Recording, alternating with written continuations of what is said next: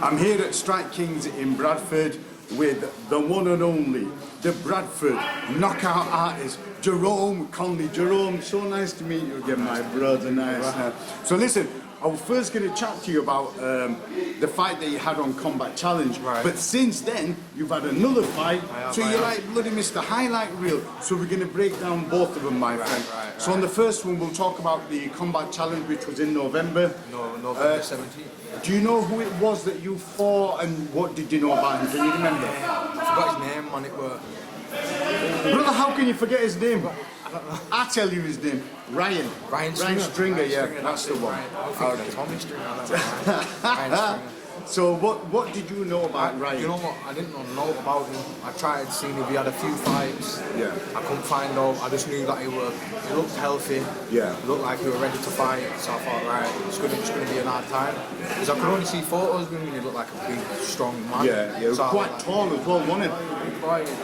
And when's the first time you laid eyes on him? Was it at the rules meeting or the weigh-ins? I don't know, when did you first see him? It was at the weigh-ins, yeah, when he went in the room, I walked in, I thought, oh, that must be him. Yeah, just from the photos and stuff. Yeah, I thought it was there, yeah. Okay, so you didn't really know, you didn't have much to work on beforehand, and you just thought, right, okay, let's see how this goes. Yeah, what can you do? Talk us through, so the first bell goes in the first round, talk us through that. Can you remember how that fight went? Yeah.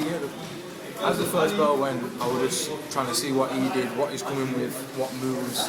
But the only thing I could think was he's slow. He was quite slow because how big he was. Yeah. He was, as he's throwing his shots, they were quite easy to block because he wasn't that quick. Okay, so I thought, right, I thought I've got this. In the first round, I thought I've got it. So did you feel comfortable after the first round? Yeah, after the first round was done, I thought, right, I've got this. And did the corner team, can you remember what sort of advice, who was in your corner? Callum, Tom, Shahad, Jabid, and Cameron. Brother, that's a legit corner team there, isn't it? Do you know what I mean? You can't really go wrong there. Yeah, so, and what sort of advice were you giving? Were you giving advice of like to change anything or to carry on as you were? What sort of advice were you giving? Just stay in his face, feint my way in, not just walk straight towards him, feint my way in, do my damage, and then, yeah, that's it, yeah, it went quite well. Okay, and then let's talk through the rest of the fight. What can you remember there? The rest of the fight, he hit me with a few good shots. Okay. He got me with a knee to head, but he didn't mean to, because of how tall he is. Yeah. He just lifted his leg. So he must have tried to go for the torso and he's caught you on the head. Big boy, all he had to do was lift his leg and they were already in my head, man. I know he didn't mean to, but it was a good shot. Yeah. Other than that, I don't really remember him hitting me with all good. So that was in the second, so then you came to the third round, wasn't it? Or was it third round? So let's talk a little bit about the third round and how the fight went. Oh, the third round I was tired, man, because like 4 days before my fight, I got ill, so I was just in bed. So we just zapped? Yeah, I wasn't in training a lot, I was just in bed, and I was worried because I was like, I'm going to fight anyway. Yeah. But I was worried because like, if I'm not ill, I'm going to fight while I'm ill. But I got better. But my cardio was also in the third round. I was just tired, and I think I've got to get him out of here, man. I didn't want to leave it to the judges. Okay. I've got to get him out of here somehow. But yeah, man, my cardio just took the floor, man, because I was ill before. So I'm going in quite. I was a bit ill when I went in, but I was well enough to fight. But it did take a toll on my energy. And talk us through the finish and how the setup was for that finish. Yeah, so I've come in, and I've come in with a drop through a hook, and I've come in with I was going to come in with a knee, but he hit me as I was going for a knee, so it's kind of like, I've just stepped forward. Yeah. And then I threw I threw a right knee, threw 2 body shots the first one, didn't really do out, and then the second one landed heavy, so his hands come back down. That's the time there, and it was perfect, man. It landed perfectly right there. Did you get it? Was it the hook that did it? Yeah, the hook. And Ryan was actually, he was kind of like leaning more and more towards the cage. Yeah. She kind of had him against the cage wall as such. Yeah. And then when Ryan dropped, did you think it was over, or were you kind of stepping back and then just seeing if you'd get up at the count? Yeah, I was hyped up, as you can see. I'm pumped up and that, but yeah, I didn't think it was Brother, over. you were pumped up, weren't you? Yeah, I didn't think it was over. I thought, let me step back. Yeah. Because that's one thing that Conley was saying, like, to like save energy Yeah. when you dropped him. Like, so I come back and I thought, let me see if it's over. And the ref counted him out. And I was like, yeah. How did you feel after that, brother? I can't compare it to Holt. I can't compare it to Holt. It's Holt. I don't like it. I don't like it. I bet it was sweeter to the fact that, you know, because you were poorly as well, and you took it and you thought, I'm going to take this fight. And, you know, even though, like what you were saying, that could have affected your cardio and you would have felt zapped, but you thought, no, I'm still going to take this fight. You got one. You can't use it as an excuse. No. It's my first fight as well. I was saying to Carl, I want to fight. And he goes, I got you a fight. Yeah. And I can't go, I don't want to fight no more. Yeah, for it's sure. Just, I can't do that when I thought I've got to go out here before. No matter what, Whatever the end, you're just going to go and you're going to give it on.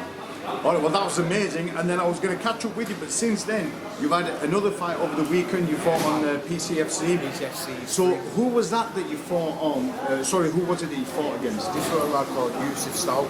Okay. And he were a heavy hitter. Did you know anything about him? Was there any footage of him? I watched his first fight on PCFC 1. Okay. And he was against someone from Manchester top team. Okay, and that's a decent team as well. Yeah. The first thing I picked up was, as soon as the bell starts, he likes to run towards you. And I thought... Yusuf does? Yeah, he just comes straight at you, no care, straight at you. And I thought, I'm just going to walk him onto something big. As soon as he's coming on, I thought, boom, I'm going to hit him. But the first and second round, man, like the worst performance I've ever done in my life. So talk me through that, brother. Like, what did you feel that wasn't going that well for you? I just froze. Like I remember watching the videos, the Yusuf's corner saying it's froze. And I was like, they're not wrong, because in the first and second round, I caught myself having to tell myself to move. Oh, okay. Because I don't know when people say, oh, I just was myself that night, I thought I was lying, but I was like, it's true. I just didn't feel like and myself. especially if you're the corner team are picking it up, and then after you've seen the footage, you're like, hold on a minute, there's some truth behind that. No, they weren't lying. Like, I wasn't moving, I wasn't using feints. I could have beaten to every shot because he was coming from over here. Okay. And like over there, and I thought. So it's quite telegraphed his shot. And I thought I could have beaten to every single shot. And I was upset with my performance because I could have beaten way sooner than I actually did. So did you think, what round did it finish in? The third. So the first and second round, who did you think that went to? Yusuf. So you were 2 rounds down? Yeah, I think I was 2 rounds down. Maybe the second round was maybe even. But it could have gone either way. Definitely the first one was That first one was. So what sort of advice was, was Callum and the rest of the crew again? So what sort of advice were they giving you in between rounds? Cal came in and said straight away, he can't do that for 3 rounds because he was just constantly boom. Cal, like, he's not going to be able to do that for 3 rounds. And then we were right. As the round started going on, I could see. And you were weathering the storm. Yeah, I knew. He hit hard, he hit very hard, which I didn't expect. I was looking at photos and I'm thinking, this guy's small, he's not going to hit hard. Yeah. But then I realised we're in the same weight class, so he can't be that small. Yeah. And then, we're hitting hard, but I'm thinking he's not knocking me out. Simple as I'm just going to weather it, and then hopefully catch him. And talk us through the third round and the lead up, and then the weight finish. Yeah, the third round I kind of like woke up a little bit.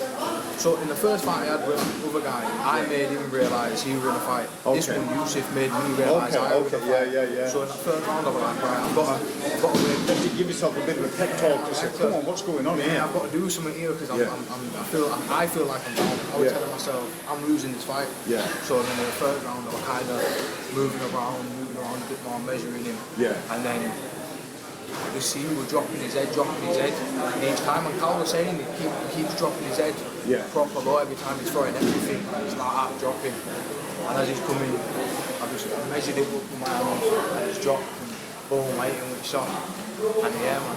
And did you feel that the connection was there and it was sweet and you connected well? Yeah, I felt the connection, but I didn't put a lot of power in it. Like Carl was saying to us, when you're like just tapping, putting something in front of him, just boom. Yeah. And I just thought, right, let me put this in front of his face, see what it does. Yeah. Boom. But that was like a measuring stick for you as well, wasn't it? Yeah, I thought, right, it's coming in, because my hand, I've had my hand there, and it's bent, and I thought, right, he's definitely in range now, so put it out there. And I didn't think it was going to do all, just put it out. But the uppercut won it, and it kind of felt like it folded, didn't it? Yeah, no, I folded in half, man. Oh man. In bits. And how did you feel when that fight finished, knowing that you were possibly 2 rounds down and you won yourself and you need to give yourself a bit of a pep talk?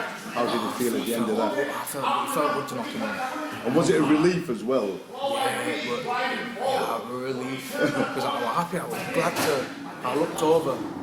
I'd obviously cried, MMA was your instinct to run over and just finish the job, but Why, when you say you had MMA gloves on, what discipline was it? MMA. Oh, right, so was it amateur A? Amateur.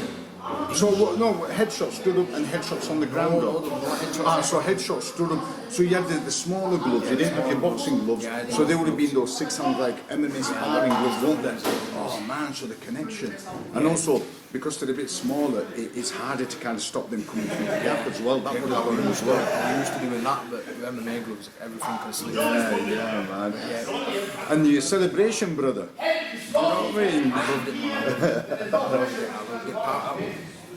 I wasn't mad at him, but I was mad at myself and Yusuf because I was like, I'm way better than this guy and I'm not beating him, so I was mad. So when I knocked him out, I was like, yes. But you know what's really cool for you as someone to take from both fights? So in the first one, you were unwell, but you still weathered that and you formed, and that shows the caliber of someone.